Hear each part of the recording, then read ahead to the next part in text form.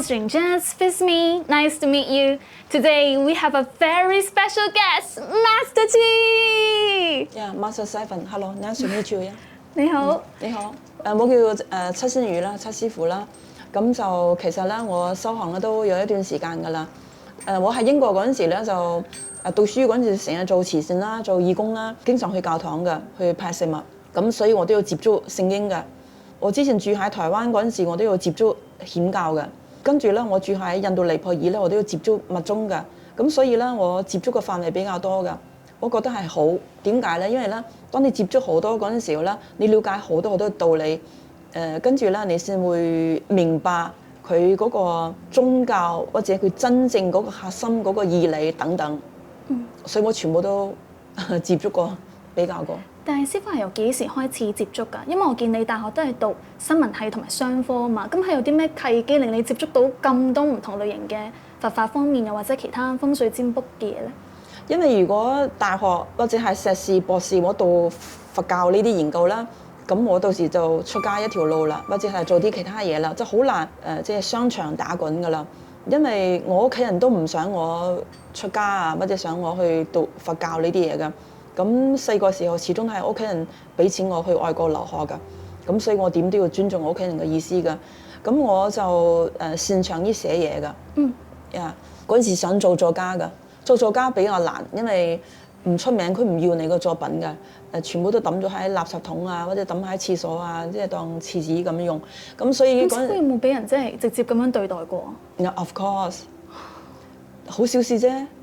哇！睇得好開 Doesn't matter。但係當時唔會有一種揦住個心，跟住覺得自己啲嘢俾人咁樣就丟棄咗，冇人想識自己咩？如果你係書店嘅老闆，你都會對待其他啲人㗎。點解咧？因為咧咁影響佢嗰個生意㗎。我好明白，所以我冇嬲，我話OK，話我唔出名明白，OK，don't worry。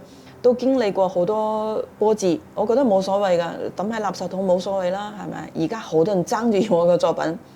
我而家好多啲報紙雜誌都見到我個專欄，周圍都見到你嘅。好多專欄，咁變成啦，即係金子嚇，最終都會發光㗎。冇錯。咁七師傅你係前幾年係因為啲電視節目就超級大爆紅啦，因為好多人咧都會認為你個風格係比較騎呢少少啦，又或者就係好風趣幽默。咁師傅其實你當時有冇預測自己會突然間咁樣咁紅㗎？唔會預測呢啲嘢㗎，因為預測自己啦，要冇錢賺，要冇收入，要傷神，我唔會預測呢啲嘢㗎。我咩都係順其自然㗎，一步一步嚟㗎。其實我唔係一嚟就上電視拍咁多節目㗎，啲導演就一路觀察我，就覺得咦呢個人有啲料喎，有啲料，同埋好多人中意佢喎，好多觀眾又好中意佢喎，要有觀眾緣喎等等。咁之後咧，其他啲電視台導演啦，就話不如你嚟我呢度拍節目啦，係咁樣周圍拍㗎，唔係話突然間就紅嘅，好多經歷㗎。即係我就係話啦，唔論你做咩啦，只要你勤力努力，就算你當時你未被人發掘，你最終都係會成功嘅。就算我而家做師傅啦，我識得寫嘢，擅長於寫嘢啦，對我都係有幫助㗎。因為即係好似我喺網上啊，同啲人嗌下交啊，即係人哋鬧我反駁佢啊。你師傅仲會而家會反駁人㗎？一定會反駁，亦都係教誨啦嘛，教誨別人啊嘛。菩薩都會嬲㗎嘛，菩薩都有千百個化身㗎嘛。觀音菩薩都可以化身為瑪哈卡那，都可以化身係嗰啲護法神啊嘛，係咪？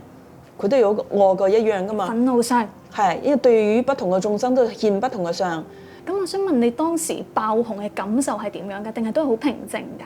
當然平靜啦，就算我而家中六合彩中10億，我都會好平靜；中100億都好平靜。Why？ 即係唔係吹水啊？即係因為本身咧，我修練咁耐啦，即係個底氣啊，即係嗰個心量啊係好大，大到咧同個海洋咁大，個心量好大。啲人鬧我又唔嬲，但係有時會反駁要教誨佢，同埋要想殺雞儆猴，要俾其他人知道呢件事唔係咁樣㗎嚇。咁咧，但係我個心量好大嘅，我即係乜嘢都睇得好通嘅，所以咧即係10億我都冇反應，100億都冇反應，因為咧第一我唔會執着，第二咧無欲則剛。當我一個欲念我都冇啦，我就係最剛強㗎啦。你點樣打擊我都打擊唔到啦，我咩欲念都冇。師傅你 IG post 咧，係咪因為近日嘅 JPEX 事件咧，有好多人都鬧你喎？你有冇啲覺得係好委屈咁樣之類嘅嘢？因為你冇幫其中一位事主阿林生，即係可能所謂嘅挽救佢啊，或者點樣都好。啲人鬧我鬧得啱嘅，因為佢哋嗰個層度睇到啲嘢真係咁多噶嘛，因為每一個 level 都唔同噶嘛。佢哋嗰個 level 睇到啲嘢淨係咁多，我嘅 level 睇到要唔同，每一個人嘅層次都唔同㗎。即係等於見到咁多個金，有啲人見到哇咁屎佢㗎咁多金係咪？有啲人話哇呢啲供佛喎，遍地黃金啊，好似極樂世界喎。因為佛經入邊無量壽經都有講㗎嘛。遍地都係黃金啊，咁同埋咧啲黃金咧供養俾佛菩薩係好大個功德噶嘛，視乎你點睇點樣感覺噶嘛，1萬個人1萬個感覺都唔同啦，所以佢哋感覺唔同鬧我係好正常嘅，咁我要接受，同埋咧師傅愛你不嬲都係愛眾生噶嘛，我點會同任何人計較咧？畜生我都唔會計較嘅，啲畜生同我吠幾下，即係同我發爛渣啊，我都唔會計較啊，我都唔摸下佢啲毛啊。即係話啊，即係唔好嬲啊！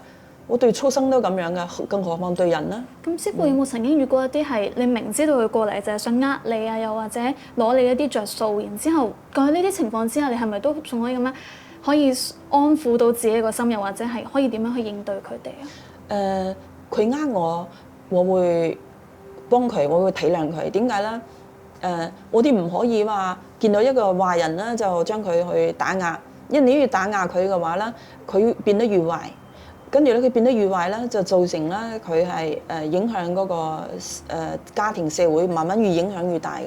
咁所以我一般都唔會話拆穿佢啊等等。之前有個人上嚟呢度啦偷嘢啊，我見到我都冇拆穿嚇，佢偷咗一個綠度帽，我都冇拆穿。跟住咧我就扮冇嘢，佢偷完之後咧佢一定內疚係咪？咁我之後我就話：我教你念六度母咒啊，Om Dari Do Dari Duri Soha。咁佢自己都心知肚明啦，係啦。我話有冇念啊？每日要修啊，每日最少念108次啊。知道啦，師傅。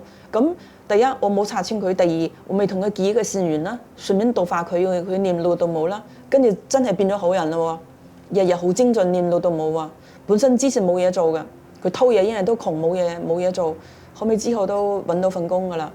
咁慢慢都會拐斜向善。講真，呢個世界有邊個係好人啦？你都唔係完全好人，我都唔係完全好人，因為我哋所有係呢個世間啲人係冇完美嘅。呢個係叫五濁惡世，冇一個人係完美嘅，冇一個人係純善嘅，冇一個人係純惡嘅。壞人入邊佢都有善良嘅一面，可能佢對佢父母好有孝順，可能佢對佢兄弟好有義氣。好人佢都有奸狡嘅一面。就算一個出家人，啲人話哇好純啊出家人，未必。因為出家人咧，佢哋有時咧都你爭我鬥嘅，都係鬥嗰啲嘅權利啊，鬥嗰啲名利啊，鬥嗰啲財富啊。所以咧，我哋唔好淨係睇表面啊。有啲人就會覺得啊，你俾人啊，就係一個你自己嘅報應，或者係你過往世嘅一啲嘢啦。咁師傅，你覺得呢一件事喺風水玄學上可唔可以去干涉到，又或者係可以去所謂嘅幫到佢哋出呢個苦海咧？呢個係貪念造成㗎，當然呢啲就係報應，當然呢啲係因果。因為呢個世間所有啲嘢咧都係有因必有果㗎。因為呢個宇宙所有啲嘢咧都係已經有個定律，所有啲嘢咧已經安排好咗㗎啦。咁咧呢個命運啲嘢咧就係已經佔咗75%㗎啦。另外25%啦，呢個名就係佔5%啦。另外咧就係讀書啦、做功德啦。祖宗嗰個積嗰啲福報啦等等，咁咧加埋先係100%㗎。所以咧，即係啲人俾人呃咧，最主要嘅原因就係貪心同埋個智慧。咁所以咧，個貪念點嚟嘅咧，就係因為唔捨得布施，同埋太多執着。呢啲都係上一世遺留落嚟嘅嗰啲嘅即係唔好嘅習慣。加上咧，佢哋以前都有呃過人㗎，所以今世就俾人呃。呢啲一定係因果㗎。所以我覺得。俾人呃咗啲錢，第一你要去反省啦，自己點解俾人呃啦；第二就係要改呢個貪念，改呢個執着嚇，跟住就即係多啲布施啊。越多布施，你財富越多，同埋越多修行啦，你嘅智慧就開㗎啦。我點解唔會俾人呃？因為智慧開咗啦嘛，一睇就知哦呢樣嘢係呃人㗎。咁師傅，你有冇遇到一啲狀況係你好深刻嘅，係覺得哇，眼前呢個人即將要喺你面前墮落啦，即係睇住佢真係會俾人呃，或者遇上啲更慘嘅事，但係你都係無能為力去挽救出嚟。試過，佛陀都講過嘛，如果你想救一個人，有緣先到啦嘛，佛不度冇緣嘅人啊嘛。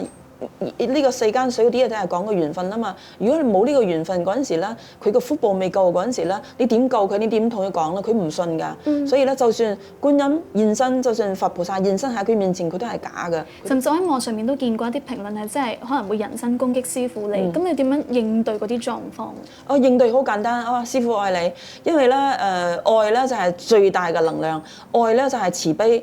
愛咧就係發一個菩提心，就解決所有嘅問題。因為咧，當一個人鬧我啦，佢一定係有啲唔開心啲嘢，屈埋喺個心嗰度。一定佢係啦，即係家庭可能唔好啦，或者事業唔好啦，或者健康唔好啦。一個人成日發脾氣，成日情緒唔好啦，一定係個肝唔好，同埋脾臟唔好。咁佢一定係有病，身體唔好，佢先鬧我㗎。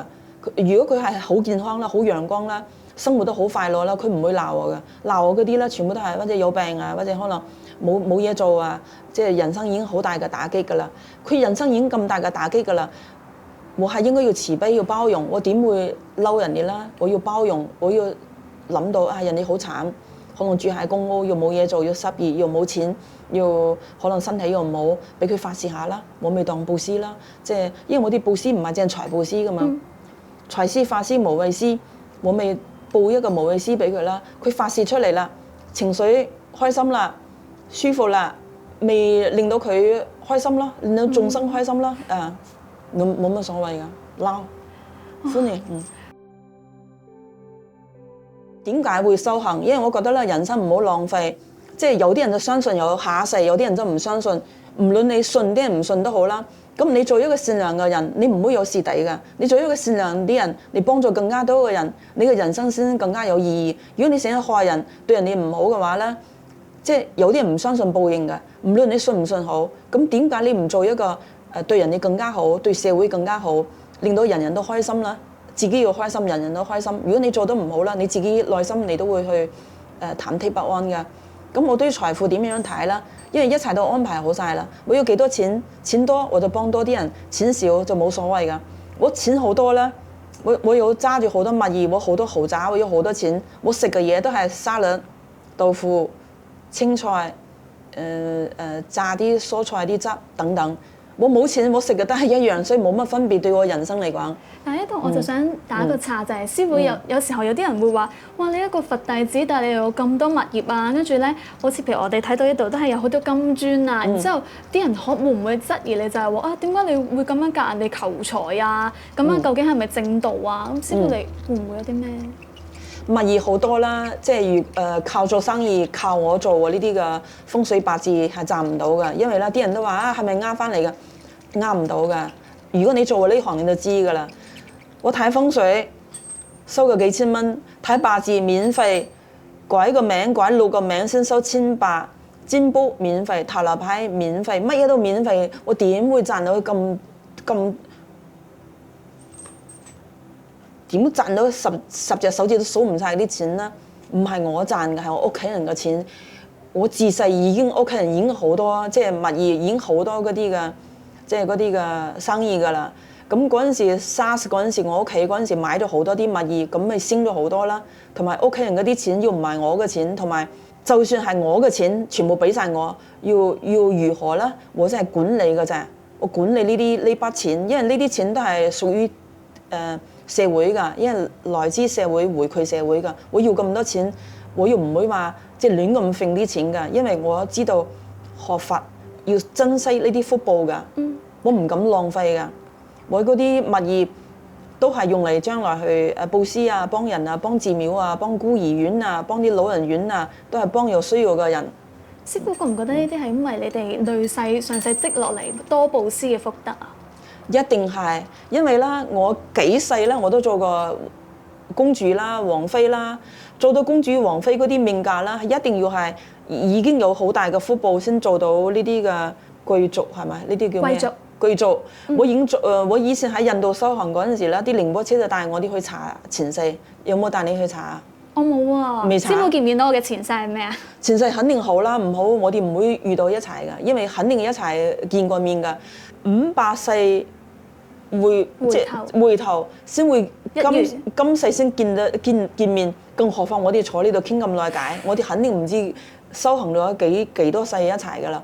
咁我以前要做個王妃，要做個公主，咁即係有翻咁上下啲福報啦。咁加上要不斷嘅食齋啊、念經啊、修行啊，儲咗咁多啲福報功德，你先受得落㗎。如果你冇咁多，你受唔落㗎。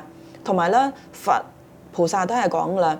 我哋修行咧要福慧兩足尊，福報同埋智慧呢兩樣嘢一齊要修㗎，同時間一齊修㗎，唔可以淨係顧修福報財富就唔理智慧㗎，兩樣嘢一齊㗎。因為咧，如果你冇智慧嘅話咧，你淨係齋修福報咧係唔可以㗎，因為我哋一定要有聰明嘅智慧㗎。咁所以我個聰明嘅智慧就係話，我將我啲財富咧靈活運用出去。做啲更加有意義啲嘢，咁呢個財富咧就係有用啦。咁師傅，你而家係會將你嘅，我見你好多都係佈施翻出去啊，跟住又會係派飯盒啊等等，跟住你發佈施上面係好似頭先你咁分享啦，就係可以希望大眾可以開心啲，可以離苦咁樣啦。咁我喺度我好好奇就係，因為佛教我哋始終講因果咧，我有聽過一個説法係，其實我哋係唔可以咁干涉人哋嘅因果嘅。咁師傅，其實你係咁樣幫人哋轉運啊，又或者係做嗰啲呢等等嘅呢啲法事嘅時候，其實自己對自身會唔會有啲影響㗎？問得好，因為好多人咧都想了解呢個問題。其實咧，介入人哋因果咧，真係會 involve 佢嗰啲嘅業力㗎，真係會 involve。但係佛菩薩都講啦嘛，我哋一念一菩提，每一念咧就可以改變你嘅命運㗎，因為命運可以改變㗎，因為唔係話一成不變㗎，係可以變㗎。因為你而家你種咗呢個因，你之後個果就唔同㗎啦。咁如果我介入咗佢，我幫完佢，令到佢可以知道哦，我將來我唔會再做殺生㗎啦。有一個人成日釣魚，殺死好多魚，跟住咧佢身體好差，我就話唔好再釣魚啦，食齋懺悔，每日念經，向你殺死嗰啲魚啦，道歉，解冤釋義，跟住之後咧，你個身體慢慢就好翻㗎啦。咁咧，我係介入咗佢個因果，咁嗰紮魚可能會嬲，但係咧，我哋都唔可以冇咗個慈悲心㗎，我哋都唔可以冇咗個善良嘅心㗎。舉一個例子，如果有一個人喺街嗰度被撞親，如果大家佛教徒都係咁諗，哇！我唔可以介入因果喎，我如果救咗佢嘅話，佢個冤親就債主嚟攞佢命，咩嚟咩喎？如果大家都係咁諗嘅話咧，就唔係菩提心啦，就唔係慈悲心啦，就唔係佛菩薩嘅意願㗎啦。咁呢啲就唔係佛菩薩啦喎，呢啲就係 devil 啦。因為咧，你咁樣做咧，你就冇晒慈悲心啦。我哋嗰一念咧發功德啦，其實你即係譬如話派四萬呢樣嗰樣啦，個功德唔係咁樣計算㗎。真正嘅功德要睇你嘅念頭係乜嘢。你當時嘅念頭，當時嗰一剎那，你唔好理佢冤親債主啲嘢，我要救人。呢一秒我要救人，因為咧我再唔救佢，呢個人就死啦。唔可以諗太多嘢，我先救咗佢個人先算。我哋要有呢個念頭嘅先啱㗎。除咗讚歎，因為好多時候啲人就會覺得，哇！我干涉咗之後，係咪就會將啲嘢自己背負翻？係會，係真㗎。但係就算係咁樣，你見人哋見死都要救，見人哋有問題都要救，呢啲先係慈悲心，先係善良嘅心。但係師傅有冇話係嗰啲業報係點樣？譬如身體差咗啊，定係會點樣咧？身體差咗，或者係做嘢阻滯啦，或者可能係身體可能有少少意外等等。咁但係咧，因為我哋所有啲嘢咧，好嘅入邊有壞，壞嘅入邊有好，正嘅入邊有邪，邪入邊有正。因為咧呢個宇宙係陰陽㗎，唔會話完全都係正嘅，完全都係邪嘅都唔會㗎。你幫助呢個人有好有唔好，可能你介入咗佢個因果，或者咧可能差人醒你問你啊。係咪你撞㗎？係咪你整㗎？你話唔係啊，我係可以救佢嘅喎。佢唔係喎，現場真係見到見到你嗰啲手印，見到你嗰啲嘢喎。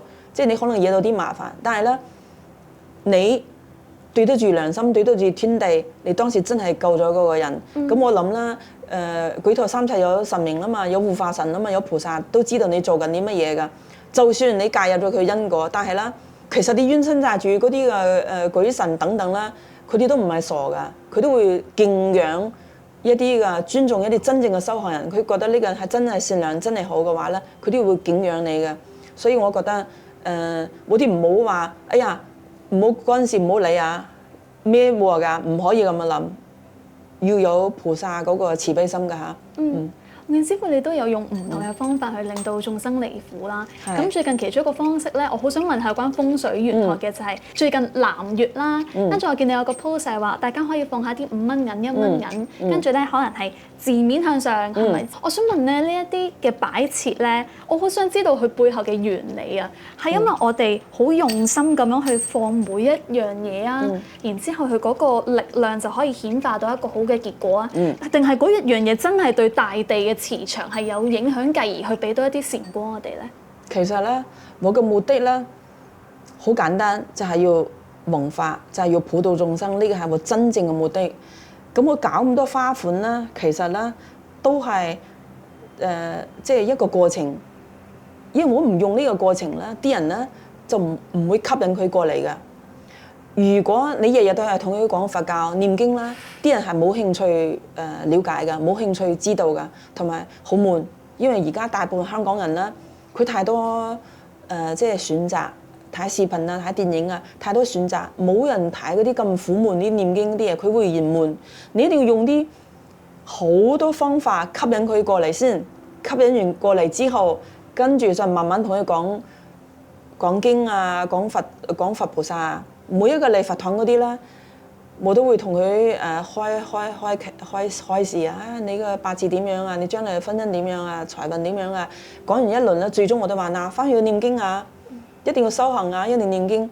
咁啦，以前咧社會啦好多仇恨戾氣，而家少咗啦。你諗下，我每日呢度都100人喎，嚟呢度問事喎。日夜咁多人，我經過咁多年，好度化咗幾多人，跟住我網上要寫咁多文章，要帶俾人咁多歡樂，咁令到啲嗔恨，即係嗰啲戾氣已經減少咗啦。其實如果我經常咁樣逐個咁樣即係度化，咁佢嘅嗔恨心少咗，佢都知道哦，原來念經有好處有幫助喎，哦原來念經令我揾到嘢做喎，啊原來念經令到我財運好啲喎，哇原來念經令到我家庭和睦喎，咁佢就覺得有着數，我要念多啲。當佢念得越嚟越多嗰陣時候咧，佢心態就越嚟越平靜，跟住咧就慢慢就係越研究越多，越研究越多，佢自然咧佢自己就修養就變咗啦。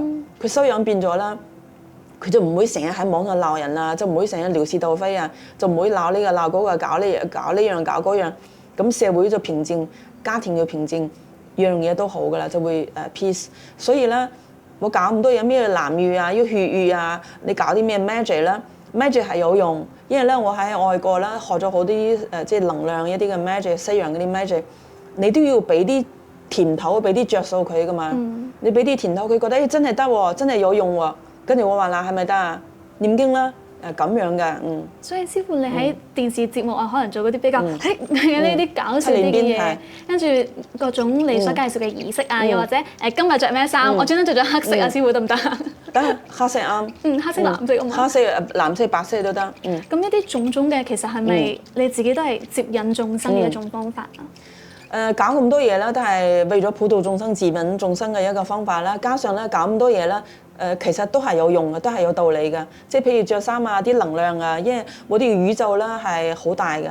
我哋認知啦有限，我哋知道啲嘢有限，睇到啲嘢有限，聽到啲嘢有限，了解啲嘢有限。但係宇宙嗰個係好大，我哋係不斷嘅發掘。咁所以咧，着啲衫啊，係即係同個環境相應啊，同嗰啲環境相生啊，係真係有科學根據嘅。咁所以即係我度眾生唔係話即係。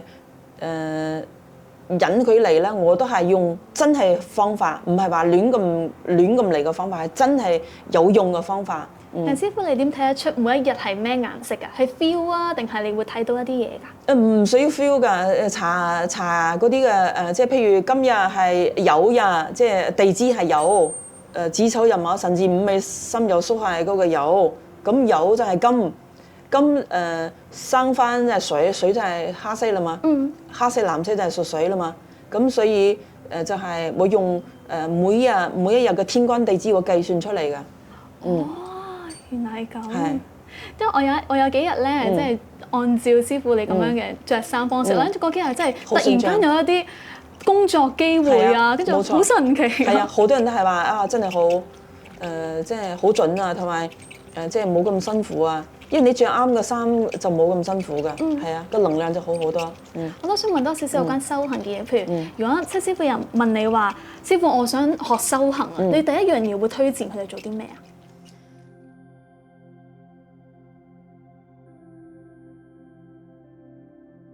醒幾句，成一句啦，都係師傅愛你。